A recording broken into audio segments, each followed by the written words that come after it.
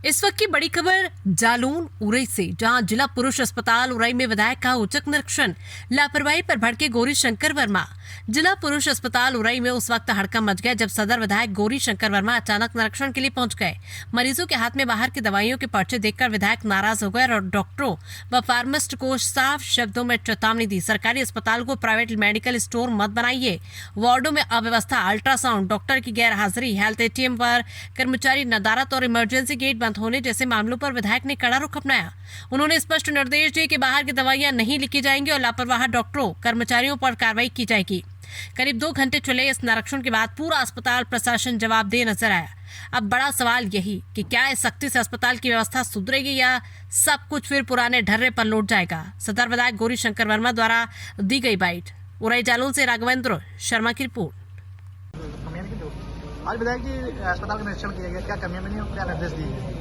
आज बहुत दिनों से जिला अस्पताल में सुन रहा था कि अल्ट्रासाउंड नहीं हो रहे हैं, मरीजों को बाहर का पर्चा लिखा जा रहा है।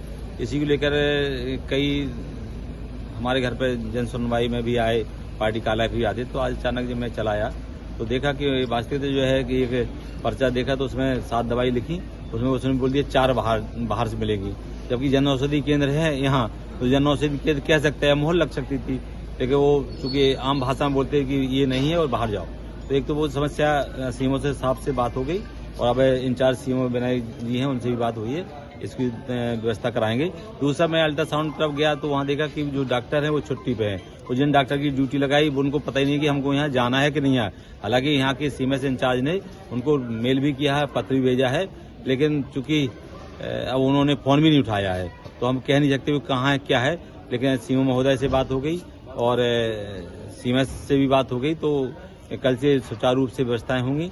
तीसरा हम एक गेट देखने गए थे जहां रात को इमरजेंसी कभी कभी आना पड़ता तो गेट बंद मिलता है, तो फिर गाड़ी मोड़ने में दिक्कत होती है। तो मैंने कहा कि या तो गेट खोल के रखो और वहाँ एक गार्ड लगा दो कि रात में अगर कोई आए तो कम से कम उस गेट से इमरजेंसी तक आ सके।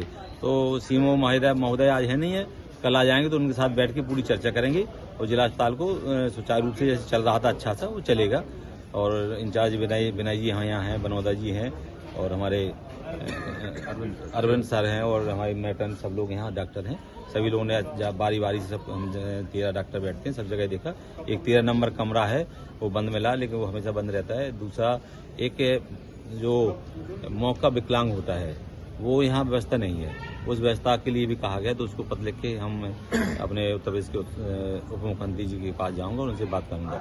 दूसरी बात यहाँ सिटी स्कैन की बात आ रही है कि यहाँ सिटी स्कैन करने में आनाकानी करते हैं, लेकिन होता है कि लोग सलाह देते थे सिटी स्कैन कराओ। अब डॉक्टर को लगता है कि सिटी नहीं जरूरी नहीं है, लेकिन जबरदस्ती कराते हैं। तो उनसे भी बात करें कि प्राइवेट संस्था है, काम करेगी और निश्चित रूप से जो भी समस्याएं हैं जिला अस्पताल की उनको बारीकी से कल हम सीएमओ के साथ बैठेंगे और पूरी डॉक्टरों के साथ अलग से बैठेंगे। उस समय जिला अस्पताल जब उस समय काम का समय ना हो तो बात करके जिला अस्पताल को सुधारने के प्रयास करेंगे।